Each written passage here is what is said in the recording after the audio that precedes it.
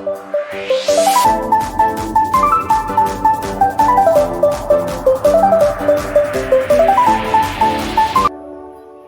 di dalam surga, terima kasih. Kami mengucap syukur atas semua pertolongan Tuhan dalam hidup kami sehingga kami berada di mana ada di kami. Kami bersyukur atas roh-Mu yang kudus yang bercurahkan bagi kami untuk menolong kami, membimbing kami, menuntun kami di dalam setiap kehidupan kami, Tuhan. Pagi hari ini Tuhan, kami buka hati kami untuk kebenaran firman Tuhan. Biarlah Tuhan memberikan kami hikmat dan pengertian. Curahkan roh-Mu memenuhi hati dan pikiran kami, Tuhan, untuk kami dapat mengerti firman. Terima kasih Tuhan, kami serahkan pemberitaan firman ini dari awal sampai selesai. Tuhan yang berbicara kepada kami, Tuhan yang menguatkan kami, Tuhan yang menegur kami, dan membangun kami. Terima kasih Tuhan, berbicara kepada kami siap mendengar. Di dalam nama Tuhan Yesus Kristus kami sudah berdoa. Haleluya. Amin. Selamat pagi, shalom. Shalom. Selamat hari Pentakosta, hari pencurahan Roh Kudus. Bapak Ibu, hari ini kita dapat bersama-sama membuka Alkitab kita dari kitab Kisah Para Rasul. Ya, kita akan membaca ayat 1 sampai ayat yang ke-13 ya. Ayat 1 sampai 13 dari Kisah Para Rasul. Saya akan bacakan untuk kita semuanya. Demikian firman Tuhan. Ayat 1 berbunyi, ketika tiba hari Pentakosta, semua orang percaya berkumpul di satu tempat. Tiba-tiba turunlah dari langit suatu bunyi seperti tiupan angin keras yang memenuhi seluruh rumah di mana mereka duduk. Dan tampaklah kepada mereka lidah-lidah seperti nyala api yang bertebaran dan hingga pada mereka masing-masing.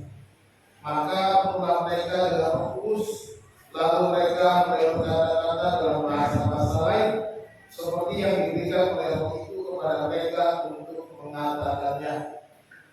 Ayat 5. Waktu itu di Yerusalem, dia orang Yahudi yang saleh dari segala bangsa di bawah kolong langit. Ketika turun bunyi itu, berkerumunlah orang banyak. Mereka bingung karena mereka masing-masing mendengar rasul-rasul itu berkata-kata dalam bahasa mereka sendiri. Mereka semua tercengang-cengang dan heran, lalu berkata, bukankah mereka semua yang berkata-kata itu orang Galilea?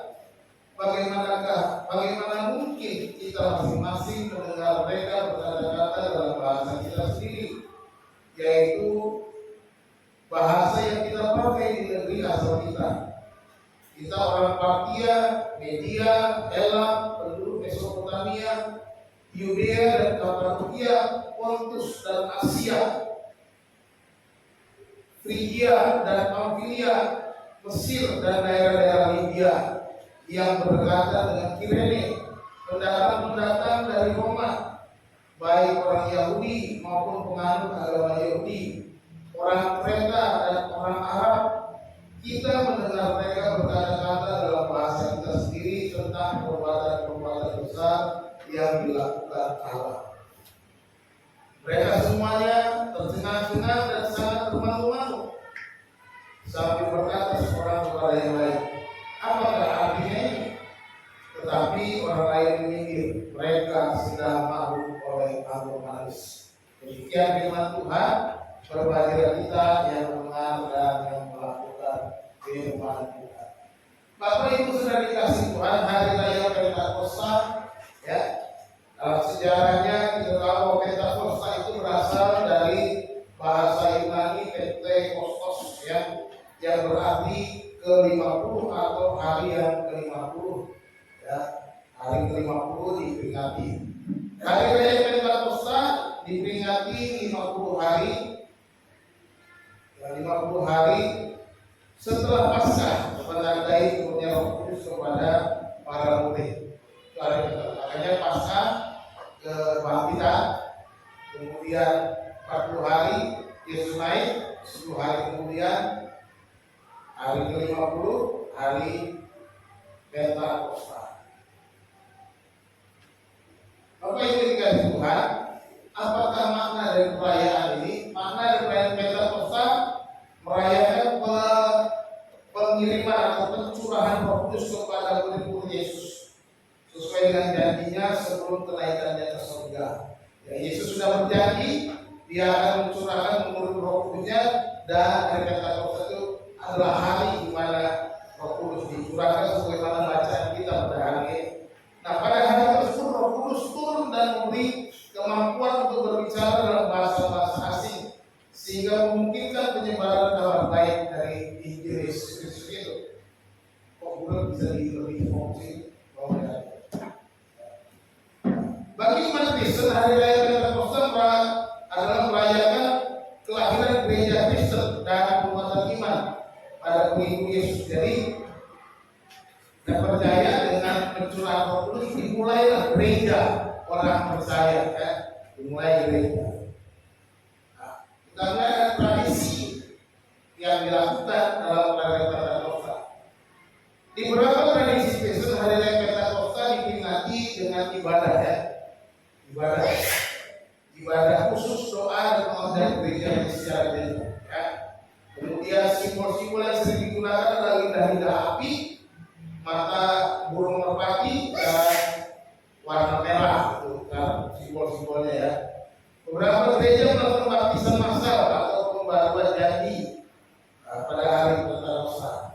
Ada beberapa gereja pada hari Pentakosta mereka melakukan baptisan.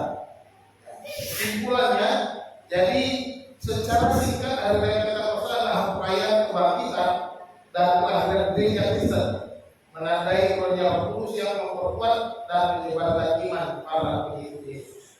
Inilah hari raya Pentakosta supaya kita tahu. Mulainya kebangkitan gereja, dimulainya gereja orang percaya, di mana Roh Kudus turun mendiami orang-orang percaya. Yang pertama kali para rasul dikatakan di sana, waktu itu mereka, kalau kita lihat bacaan 10 pasal 1 itu ada 120 orang berkumpul. Jadi murid Yesus bukan hanya 12 orang. Dalam surat Korintus dikatakan bahwa Paulus mengatakan bahwa orang yang menyaksikan itu ada 500 orang. Ya, ini adalah pencurahan Roh Kudus pada waktu mereka menerima Roh Kudus pada hari Pentakosta itu. Kemudian orang-orang itu menggunakan bahasa-bahasa lain. Bahasa-bahasa lain yang digunakan itu adalah bahasa-bahasa yang ada pada waktu itu. Bahkan disebut ada bahasa Arab juga. Orang Media, Elam, Kartia, dan lain sebagainya, Kappadokia, orang Libya, ya semua bahasa orang-orang yang datang dari Roma datang pada waktu itu di Yerusalem, dan mereka mendengar para rasul berbicara Injil Yesus Kristus, tapi dalam bahasa yang mereka mengerti, dalam bahasa dan asal usul mereka, dari mana mereka datang. Ya, jadi bukan hanya berbicara bahasa Ibrani, tapi mereka semua berbicara bahasa-bahasa lain. Nah, kita akan melihat karya Roh Kudus pada hari raya Pentakosta. Ada 3 hal yang kita catat di sini di dalam hari raya Pentakosta. Apa yang dikerjakan, apa yang Roh Kudus lakukan pada hari raya Pentakosta itu, yang juga kita bisa terima itu. Kita juga bisa menjadi murid yang efektif dalam pekerjaan pelayanan Tuhan. Kita ingat pada hari Jumat kemarin saya menyampaikan renungan bahwa kita punya tugas, yaitu menjadi saksi. Dalam Kisah Rasul pasal 1 ayat 8, kamu akan menjadi saksiku di Yerusalem, di seluruh Yudea dan Samaria, dan sampai ke ujung bumi. Nah, bagaimana supaya menjadi saksi? Yesus berkata, kamu akan menerima kuasa kalau Roh Kudus turun atas kamu. Jadi dia memberi kuasa, memberikan kita kemampuan, memberikan kita power, ability, supaya kita bisa menjadi saksi. Dan inilah yang dikerjakan Roh Kudus di dalam kehidupan orang percaya. Bukan hanya para rasul, bukan hanya para murid-murid yang pada waktu itu menerima pencurahan pertama kali, tetapi juga ketika kita percaya, kita menerima pencurahan Roh Kudus, dan Roh Kudus juga mengerjakannya dalam kita.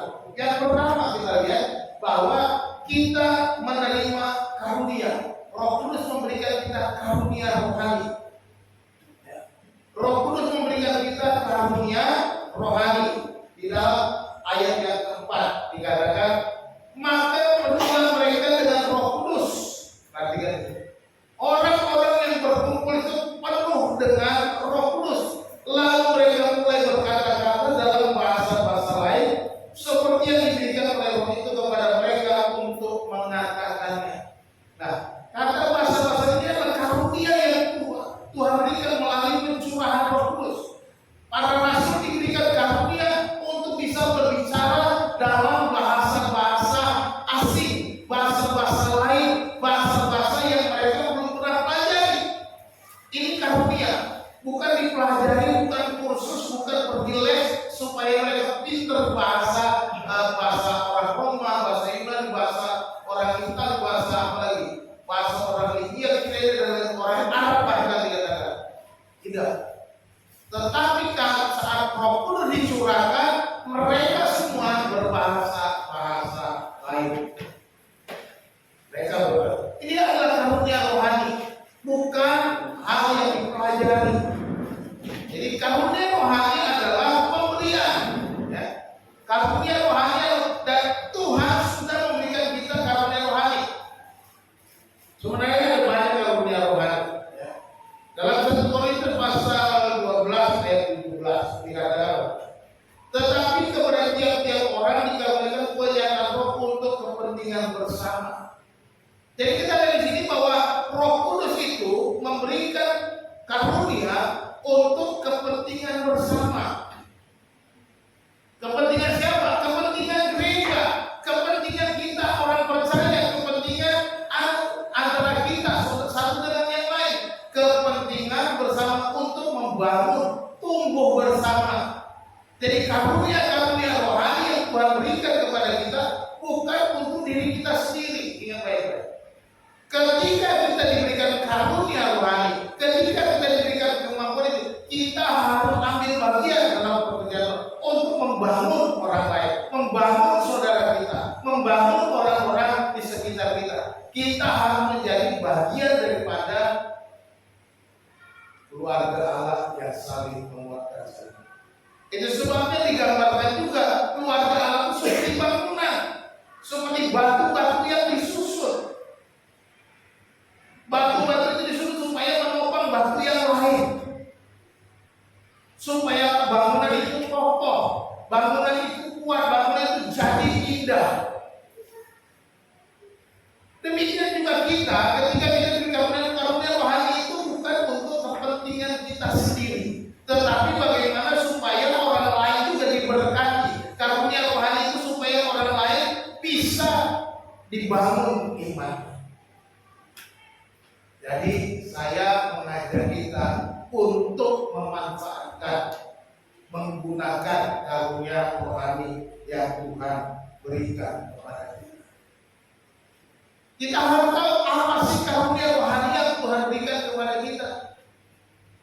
Ada banyak karunia rohani, karunia melayani, karunia bernubuat, karunia memberi tumpangan. Itu banyak karunia-karunia rohani yang kita bisa karunia-karunia yang Tuhan sediakan bagi kita. Atau disebut juga talenta yang Tuhan karunia.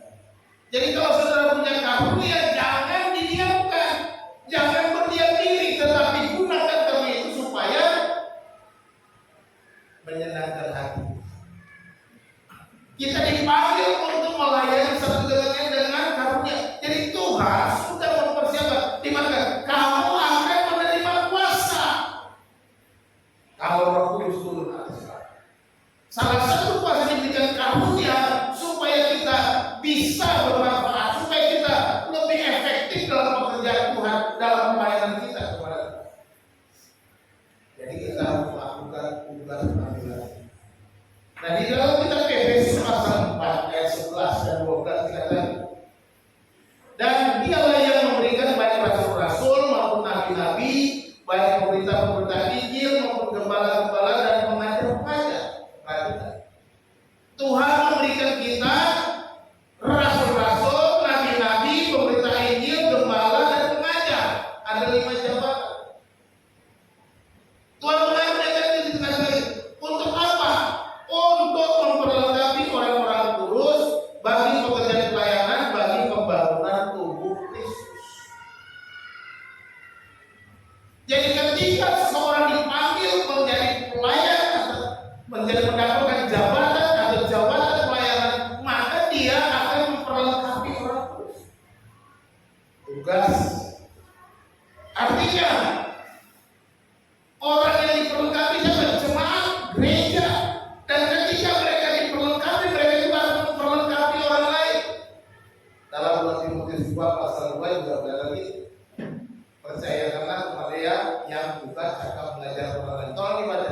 Timotius pasal 2 ayat 2.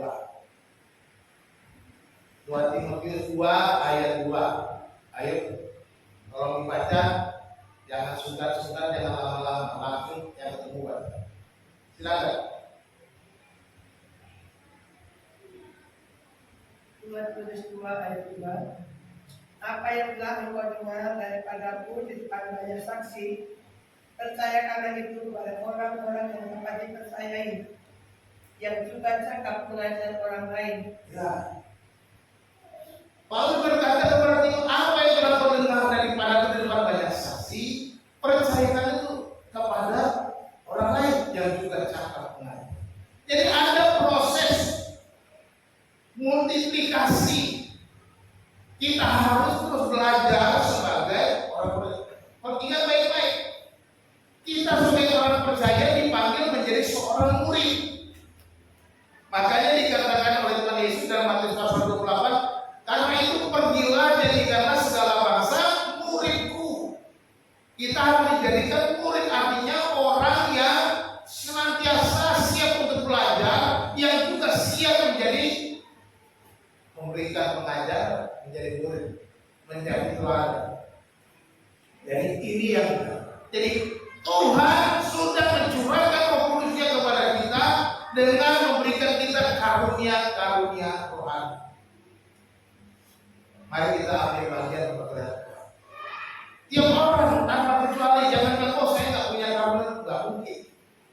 Ketika kita sudah percaya, pasti ada karunia yang kita berikan. Hanya saja kita kadang-kadang tidak peduli. Kita seolah nggak tahu, kita seolah nggak mengerti.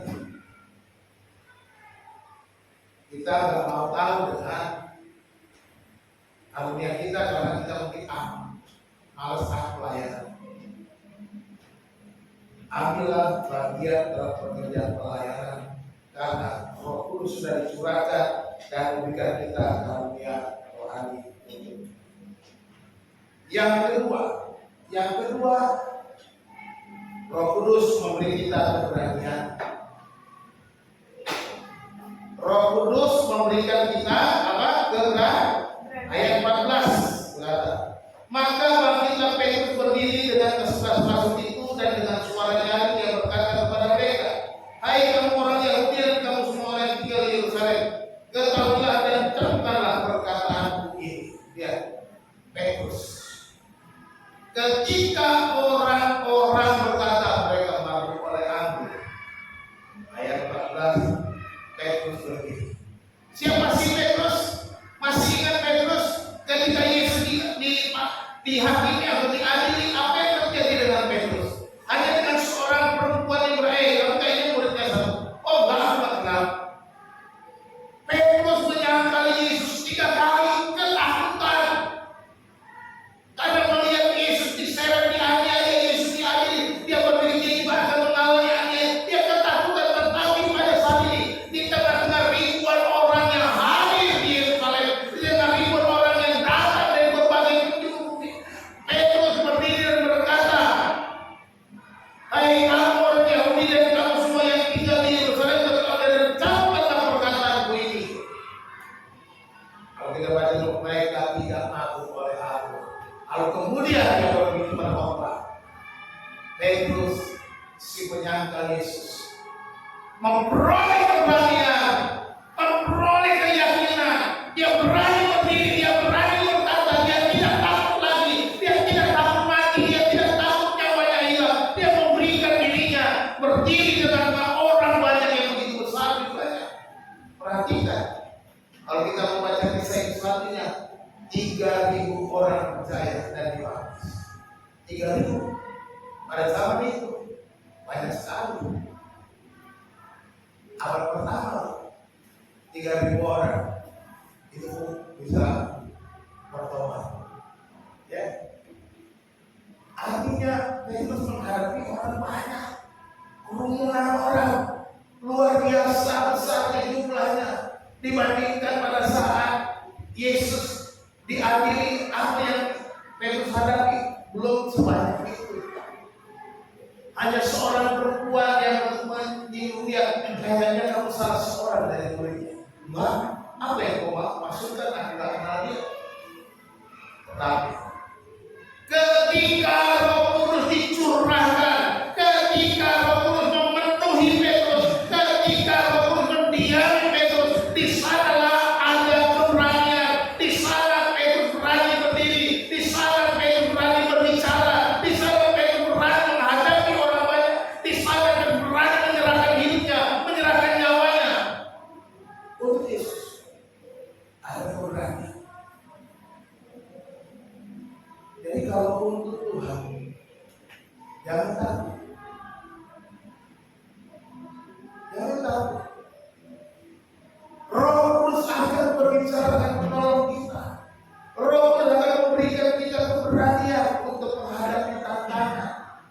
Percaya. Jangan pernah lengah. Seperti saya ceritakan dari Jumat yang lalu, pada waktu saya memulai pelayanan ini,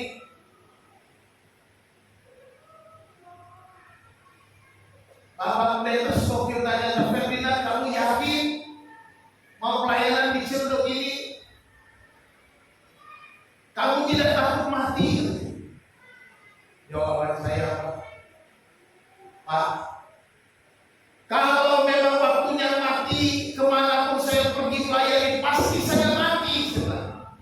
Apakah saya pelayanan di gunung, di desa, di kota, di manapun, kalau waktunya mati, pasti mati. Jadi saya tidak takut mati, walaupun saya mati di Ciledug.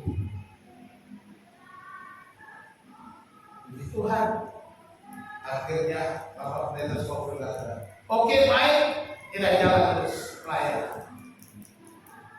Ketika mulai masuk ke lingkungan ini tahun 98, habis kerusuhan, mulai ada ancaman. Datang ancaman, orang mau bunuh saya datang berkata, Pak, kalau nggak diberhentikan kami yang tanggung jawab. Sini semua orang sudah siap untuk menyerah. Saya cuma bilang apa? Ingat baik-baik. Kalau terjadi apa-apa di tempat ini, saya cari kamu keluar karena kamu sudah mengajar saya. Tidak harus ya. Tuhan, Pak, kalau begitu, Pak, kalau begitu, Pak. Ya, Pak, keluar. Tapi saya tidak tahu dari mana saya ngomong begitu. Ketika itulah keberanian untuk saya takut. Karena saya sudah membayar hidup saya untuk Tuhan. Karena Yesus sudah membeli saya untuk dirinya. Dan saya sembahkan semuanya untuk Tuhan. Apapun yang Tuhan mau, saya melakukan. Nyatanya Tuhan pelihara sampai hari ini. Jadi tidak perlu takut. Seperti Petrus, ketika dia berdiri menghadapi orang banyak, dia masih terus melayani. Terus baru akhirnya dia masuk penjara, keluar penjara. Tetapi dia terus melayani sampai akhirnya, dan dia akhirnya apa? Ditangkap. Dan ketika dia mau dihukum mati, dia bilang ada satu permintaan. Kalau Yesus ini dalam sejarah, Yesus disalib kepalanya ke atas, aku biar disalib kepala ke bawah. Petrus mati, disalib, dihukum mati. Kenapa? Karena nama Yesus, dan dia berani menghadapi tantangan. Dia berani kenapa? Karena ada kuasa pun, karena Roh Kudus sudah dicurahkan di dalam hidupnya. Itu yang membuat dia berani. Kita sebagai orang percaya, jangan pernah takut apapun, karena hidupmu ada dalam tangan Tuhan. Katakan amin. Hidup kita sudah dalam tangan Tuhan. Masa depan kita, rancangan hidup kita, semua sudah diatur Tuhan. Tidak perlu takut. Jalani dengan penuh iman. Jalani dengan penuh. Dia sudah memberikan Roh Kudusnya kepada kita.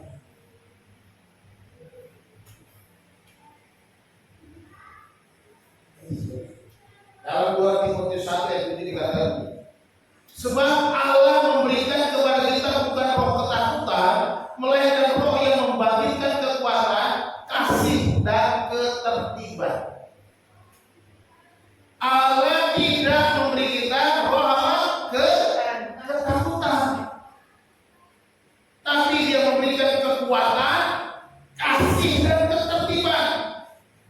Ini rohnya yang kudus yang Dia berikan kepada kita. Jadi ada jaminan Ada kekuatan, power, di mana kamu akan menerima kuasa, power dari Tuhan. Kalau Roh Kudus turun ke atas, Roh Kudus sudah dicurahkan, Roh Kudus sudah turun. Dia mendiami setiap hati kita orang yang percaya. Roma 8:15, sebab kamu tidak menerima roh perbudakan yang membuat kamu menjadi takut lagi, tetapi kamu telah menerima roh yang menjadikan kamu anak Allah. Oleh roh itu kita berseru apa? Ya Aba Bapa. Ya Aba Bapa, ini aku anakmu, layakkanlah seluruh hidupku. Kita panggil dia Bapa oleh karena apa? Oleh karena Roh Kudus yang dicurahkan bagi kita, sehingga kita tidak jadi menerima roh perbudakan, roh hamba, tapi roh seorang menjadi anak Allah, sehingga kita nggak perlu takut karena kita anak-anak Allah. Amin. Ya. Kalau kita anak Allah, siapa yang dapat melawan kita? Tidak ada yang bisa melawan kita. Anak raja segala raja, siapa yang dapat melawan? Nggak ada yang berani melawan. Coba lihat anak presiden mencalonkan jadi wakil presiden, nggak ada yang berani melawan, ikutin aja. Rame nggak? Rame kan gitu. Itu apalagi saudara, kita anak Allah, anak raja segala raja. Tapi kan Pak nggak kelihatan, ya nggak kelihatan memang. Tapi kuasanya bisa kita rasakan, bisa dilihat dan dirasakan orang lain. Jangan takut. Saya sudah merasakan kekuatannya, saya sudah mengalami kekuatannya, saya sudah mengalami semua yang dikatakan firman Tuhan dengan kekuatan Roh Kudus itu. Saya hadapi segala, termasuk kesulitan-kesulitan. Ya. Saudara juga saya yakin sudah. Contohnya ketika kita hadapi pandemi, semua kita menghadapinya. Bisa nggak saudara menghadapi? Bisa. Bisa. Karena lewat. Itu berarti ada kekuatan. Itu siapa yang kerjakan? Tuhan. Roh Kudus yang ada di dalam kita yang membuat kita kuat. Roh Kudus yang ada di dalam kita yang membuat kita bisa melewati masa-masa sulit. Katakan amin. Jadi ingat baik-baik, kita sekarang adalah anak-anak Allah. Oleh roh itu kita panggil dia, ya Aba Bapa. Ya. Indah sekali. Sekarang kita punya hubungan yang dekat, ya, dekat sekali Bapa. Bukan seperti orang lain. Orang percaya, orang Kristen panggil Allah itu Bapaknya. Dan Yesus sudah mengajarkan dalam doanya, Bapa kami yang di surga. Ya panggil Bapa. Ini hubungan yang luar biasa. Hubungan yang sangat dekat. Hubungan yang sangat intim antara Bapa dan Anak. Jadi mari kita bersyukuri, jangan takut lagi. Ya, karena kita punya Bapa yang kekal. Amin. Bapa yang maha kuasa, Bapa yang maha kasih, Bapa yang maha pemurah, dan lain-lain. Yang ketiga, Roh Kudus memberikan kita hikmat. Ya. Roh Kudus memberi kita apa? Hikmat. Lanjutannya 15-16. Ya. Orang-orang ini tidak mampu seperti yang kamu sangka, karena hanya baru pukul 9. Tetapi itulah yang difirmankan Allah dengan perantara Nabi Yoel dan seterusnya. Ketika Petrus berdiri dengan keberanian, dia berbicara dengan penuh hikmat. Kalau saudara baca ayat selanjutnya 17 dan seterusnya, dia berkhotbah seluruh kitab perjanjian lama dikhotbahkan oleh Petrus. Siapa Petrus? Kita lihat Petrus sudah menyangkali dalam ketakutan dari berani. Tapi siapa Petrus? Kita lihat khotbah pendeta Stephen Point minggu lalu. Dia hanya seorang penjala ikan. Dia seorang penjala ikan, seorang nelayan di danau Galilea.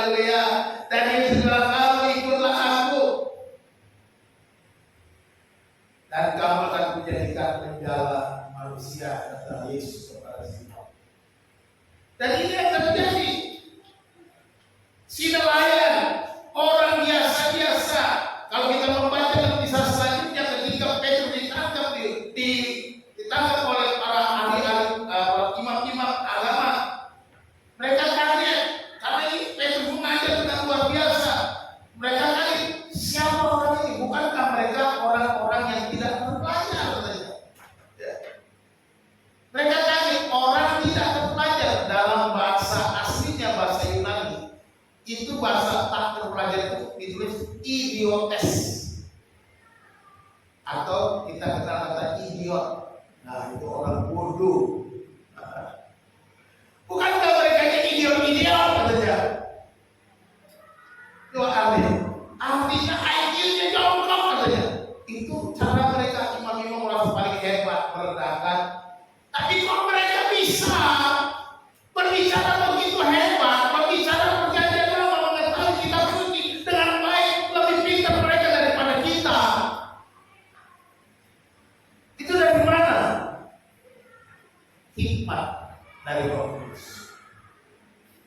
Hikmat dari Roh Kudus yang membuat Petrus bisa berkhotbah, Petrus bisa berbicara, Petrus bisa menyampaikan firman Tuhan, Petrus bisa menyampaikan kebenaran sesuai dengan kebenaran firman Tuhan, tidak menyimpang. Karena Roh Kudus memberinya hikmat. Jadi saudara dikasih Tuhan, mintalah hikmat kepada Tuhan. Yakobus pasal 1 ayat 5 dilakukan. Tetapi apabila di antara kamu ada yang kekurangan hikmat, hendaklah ia memintakannya kepada Allah, yang memberikan kepada semua orang dengan murah hati dan dengan tidak membangkit-bangkit, maka hal itu akan diberikan kepada kita. Hikmat itu penting. Ketika Salomo diangkat menjadi raja, menggantikan ayahnya Daud, Tuhan bertanya kepada Salomo, apa yang kau inginkan aku berikan kepadamu? Minta apa saja, kekayaan apa saja aku berikan. Tapi Salomo berkata, berikan aku hikmat untuk memimpin umat yang aku kepalai. Dia tidak meminta harta, dia tidak meminta kekayaan, tetapi Tuhan berkata, oleh karena kau memberikan hikmat, aku memberikan hikmat kepadamu. Tetapi juga aku memberikan kepadamu kekayaan. Dan Salomo menjadi raja paling kaya. Luar biasa. Jadi dia minta hikmat dapat bonus kekayaan. Jadi yang paling penting sebenarnya adalah hikmat. Buat anak-anak muda mintalah hikmat. Jangan hanya mikirkan bagaimana jadi dapat uang banyak, kekayaan dan sebagainya. Minta hikmat dari Tuhan yang paling penting. Hikmat membuat kita punya wibawa. Hikmat membuat kita punya karisma. Hikmat membuat kita bisa mendapatkan apa yang kita perlukan. Perbulan hikmat itu apa? Takut akan Tuhan. Jadi mulai dari sana, mulai dari takut akan Tuhan, tunduk kepada Tuhan, menyerah kepada Tuhan, dan berserah penuh kepada tanpa ada alasan. Dan ketika kita berserah penuh kepada Tuhan, kita minta hikmat, maka Tuhan berikan kita hikmat. Tuhan akan memberkati seluruh perjalanan hidup kita. Katakan amin. Itu yang kita. Jadi mintalah kalau kita kurang hikmat. Bonusnya pasti ada. Tuhan tidak akan membiarkan kita. Karena ketika kita minta hikmat, kita mulai dengan takut akan. Ketika kita takut akan Tuhan, maka Tuhan pasti memelihara, Tuhan pasti menjamin hidup kita. Takut akan Tuhan. Masalah bisa kita lewati karena kita takut akan Tuhan. Kesulitan bisa kita hadapi karena kita takut akan Tuhan. Sakit penyakit bisa kita hadapi karena kita takut akan Tuhan. Jadi bukan hanya bicara berkatnya mau kekayaan, tapi melewati masa-masa sulit. Takut akan Tuhan akan kita.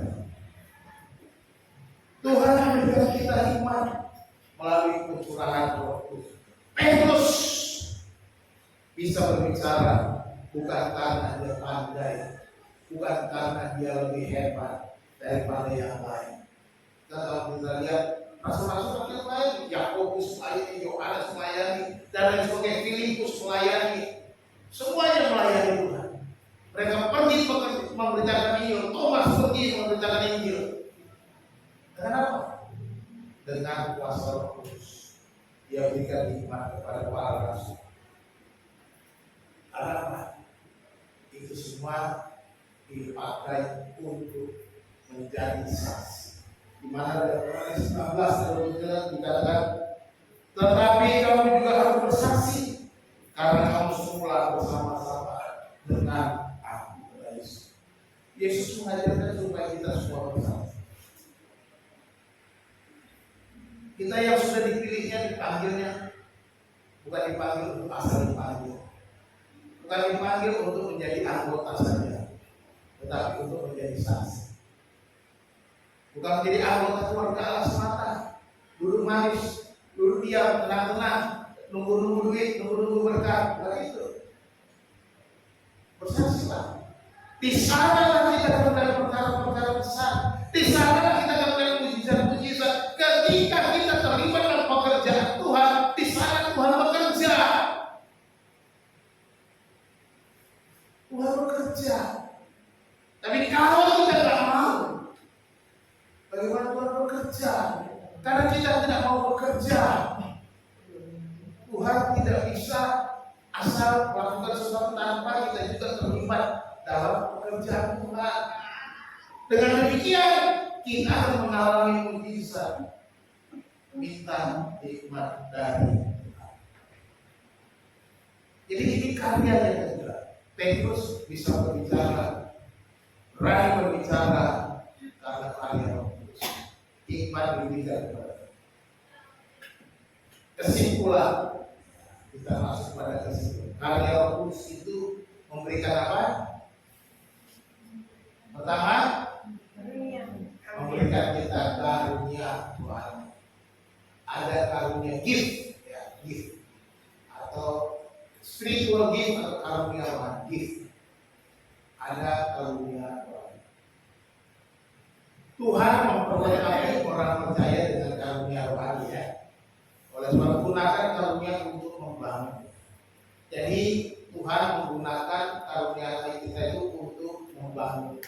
Dia berikan kita karunia rohani untuk membangun. Jadi jangan pikir diri sendiri. Makanya selalu di dalam Alkitab itu kita supaya diajarkan tidak mementingkan diri sendiri, tapi memikirkan kepentingan orang lain juga. Karena apa? Gereja itu harus saling membangun, saling menguatkan. Ya, seperti bangunan tadi, batu, karena ada batu, kalau ini kalau nggak mau ditimpa, ya nggak ada bangunan. Jangan di atas saja dong, saya mau segini aja. Ya udah, bangunannya nggak jadi. Nggak boleh begitu. Kita saling menopang batu-batu yang lain. Ya begitu. Yang kedua, keberanian. Ya, Roh Kudus memberikan kita keberanian. Tuhan mengeluarkan orang percaya. Jadi Tuhan memperlengkapi orang percaya. Yang kedua, Tuhan mengeluarkan orang percaya dengan memberi kita keberanian. Jangan takut menjadi saksi Yesus. Jangan takut. Jangan takut. Dimanapun kita ada, bersaksi. Ceritakan kebaikan Tuhan. Ceritakan perbuatan Tuhan. Ceritakan kasih Tuhan kepada siapa saja. Ya. Ketika kita menghadapi orang lain bertanya, oh ibu kok bisa begini sih? Kok tahan amat begini? Dan, oh karena saya percaya Yesus juga. Yesus selalu menguatkan saya. Walaupun saya kelihatan ibu susah, tapi saya tetap senang sukacita. Kenapa? Karena Yesus ada di hati saya. Itu cukup bersaksi. Ya. Orang akan heran, cuma karena Yesus di hati bisa sukacita. Karena ada banyak orang di dunia ini hidupnya penuh dengan uang, tapi hatinya dilibat, hatinya susah, untuk sukacita susah. Dia punya kekayaan, tapi untuk sukacita susah. Semua persoalan dihadapinya dengan stres. Tapi kita sebagai orang putih jangan begitu. Harus sukacita, jangan stres. Ada persoalan rumah tangga, jangan stres. Hadapi dengan sukacita. Selesaikan dengan sukacita. Kumpulkan dengan pengampunan. Karena Yesus sudah mengampuni. Jangan stres. Ya. Hadapi. Walaupun masih terus belum kita bisa hadapi, belum selesai persoalan, terus bersukacita. Percaya, penuh pengharapan.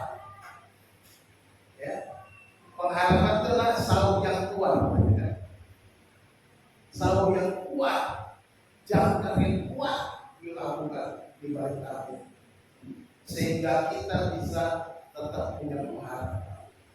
Akan selalu ada masa depan yang terbaik bagi orang percaya. Amin. Jadi tetap percaya. Yang ketiga, Roh Kudus memberikan hikmat kepada kita. Tuhan memberi hikmat kepada orang percaya. Oleh sebab itu berdoalah agar hikmat Tuhan diberikan. Kalau kita berhikmat, minta Tuhan. Mulailah dengan hidup dalam takut akan Tuhan. Karena kita tahu permulaan hikmat adalah takut akan Tuhan. Ketika kita takut akan Tuhan, minta hikmat dari Tuhan, Tuhan akan memberikan kita hikmat. Tuhan akan memberikan kita kemampuan menghadapi persoalan-persoalan kita, menghadapi masalah-masalah kita di dalam pekerjaan, di dalam rumah tangga, di dalam sekolah, apapun Tuhan akan memberikan kita hikmat.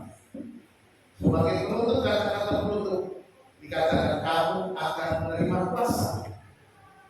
Jadilah saksi Kristus dimanapun kita berada. Sebab kita dipanggil untuk menjadi saksi bagaimana pesan Yesus. Kamu akan menjadi saksi di Yerusalem dan di seluruh Yudea dan Samaria dan sampai ke ujung. Jadilah saksi. Tuhan Yesus memberkati kita berdoa. Bapa yang baik, terima kasih. Kami sudah membaca merenungkan nas firman Tuhan saat pencurahan Roh Kudus dilakukan, dicurahkan di Yerusalem atas para rasul. Kami melihat kuasa Allah bekerja di dalam Roh Kudus yang turun atas nyala-nyala api dari api atas para rasul yang berkumpul saat itu. Dan mereka Tuhan karuniakan bahasa-bahasa lain sehingga mereka bisa menyatakan kebaikan kasih Allah, kesaksian Yesus Kristus kepada bangsa-bangsa asing yang mendengar mereka. Dan Engkau juga yang memberikan keberanian kepada para rasul, di mana Petrus berani berdiri menghadapi ribuan orang, menghadapi mereka dan berbicara di hadapan banyak orang oleh karena pencurahan Roh Kudus. Dan kami juga belajar bahwa Roh Kudus memberikan hikmat kepada Petrus sehingga dia bisa memberitakan firman Tuhan, menjelaskan seluruh isi Alkitab dengan baik, dan itu semua karena Roh Kudus yang sudah dicurahkan. Tuhan, kami percaya kami pun dapat menerima kuasa yang sama dari yang Tuhan curahkan kepada para rasul. Kami juga terima di gereja kami di abad ke-21 ini, Tuhan. Kami percaya tidak ada yang besar kalau kami mau menyerahkan merendahkan diri di hadapan Tuhan. Karunia Tuhan yang kami punya, kami akan pakai melayani. Kami juga boleh berani untuk menjadi saksi, dan kami boleh punya hikmat ketika kami berbicara kepada banyak orang. Terima kasih Tuhan, terima kasih Bapak.